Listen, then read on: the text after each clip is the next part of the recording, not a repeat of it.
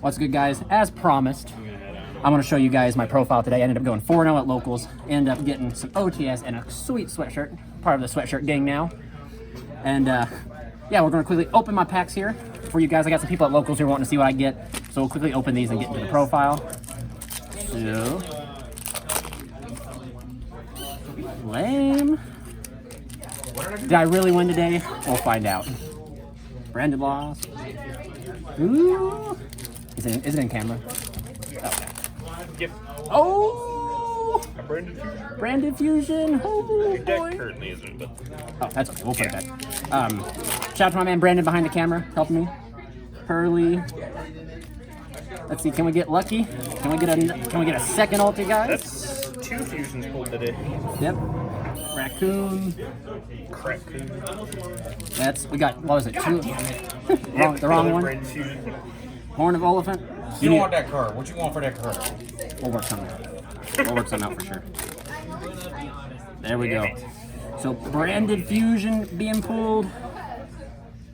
Good deal. Beautiful. Yeah, go ahead. All right, guys, we'll quickly just jump into the profile. My matches was, round 1 was Gate Guardian, round 2 was Mech Knight Invoked, round 3 was Altergeist with the new stuff, round 4 was Labyrinth. And yeah, so we're just gonna go ahead and shoot into the profile. As soon as my man gives me his sleeve here, I see him. He's struggling. Thank you, sir. So I did win today, guys. I did win. Well, the same thing I did. So we'll go ahead. 3 Ogier, excuse me. Ogier is fantastic. This card is like the best normal summon besides Connector. 3 Renaud. You have to play 3 in my opinion because like you want to open Ogier and Renaud as consistently as you can, so you can set up anti-Gear Free lines, anti-Nibiru lines, and all that kind of jazz. Double Oliver. This right here is like, don't play that one, guys. Like this allows you to play through your Connector getting hit. It allows you to play through like Ogier getting hit. Some weaker normal summons. It just allows you to play through. Later in the combos, you're able to turn this into a Baron later on if you add it off. It gives non-targeting, which hits the lock and everything with Metal Silver and all that stuff. Also, Metal Silver is pretty busted. Almost any games it resolves, you win. Moving on to the one-ofs. 1 Magius, 1 Ricardetto, and 1 Turpin. Some people aren't playing this. I actually think this card is nuts. Being able to like shuffle back your resources and get a draw is literally insane.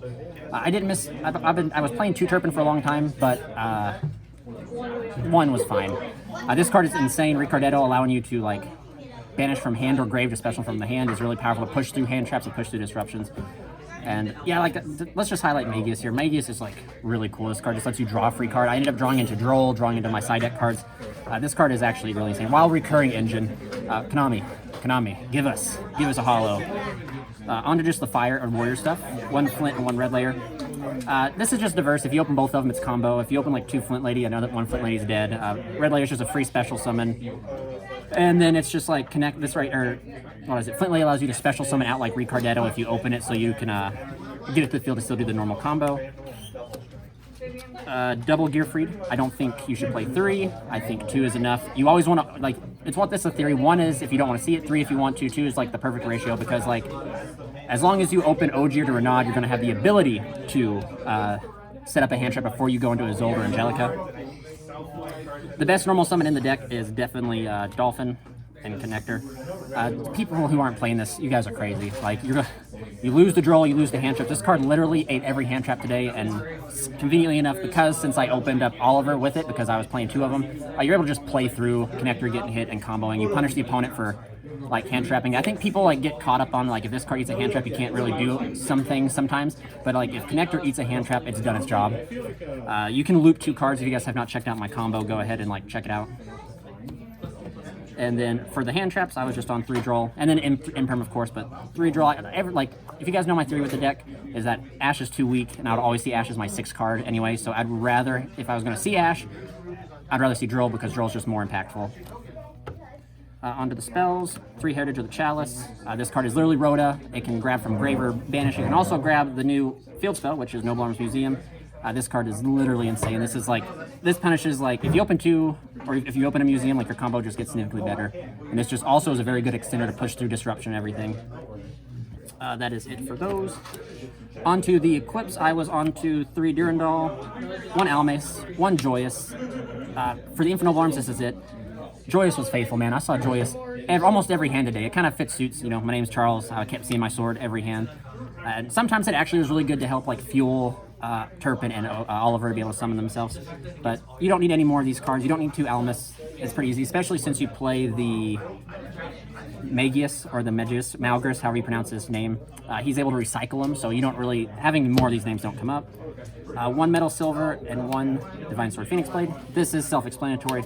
People still doubt this card. Like, come on guys, like this card literally says you can't target anything, and 90% of the cards in the game target, so it's good. Like, it's a really good side. It's a really good, easy card to side out, especially when Angel's Ring come out. That card will be great. You can side this out, but almost every time this resolved, I won. So, like, this card is just kind of crazy. Triple T and then 1 Call By. Not much more can be said here. Anti-hand traps. Sometimes in this deck you can like get hand trap, triple T them, and like take another hand trap out of their hand, or like you can go Dolphin and like bait them with a triple T, like hand loop them for 3 in a way. Hit one thing, let them hand trap you, and then tactics another. Pretty cool. 1 Rhoda, and then triple Imperm.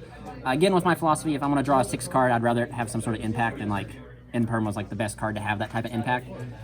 Something I can fire off right off the top, draw, smack down. Pretty good. 42 cards in the main. Moving on to the extra deck here. For the Infernobles, Charles the Great should have stayed as Charlemagne. Double Isolde. And that is it for the Link monsters. That's the only Infernoble or Noble Link monsters we have. Charles the Great is literally insane. This card is like a one-man army. So definitely. And I recommend playing 2 of it just because like you can make 2 and then some, you know, Unicorn's a thing. Onto the Noble Knight Synchros. We're playing 1 Angelica, 1 Lancelin, and 1 Roland. So 2 Angelica never came up, 2 Roland never came up. And normally if they end up ripping one of these out of your extra deck, you can just make one of the other versions of it. This card is literally insane. This card is like literally insane. Being able to add the field spell, dodge things, jump things. Like this card is crazy.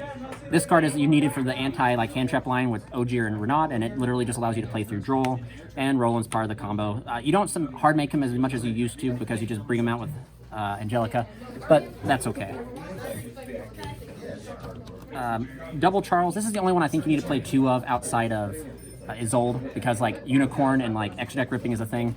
I know it's not popular around our locals, but like that Galaxy deck can rip like a few cards. So like just play 2 Charles. You don't need to play any more of the level 5s. Just 2 Charles in case, you know, it happens.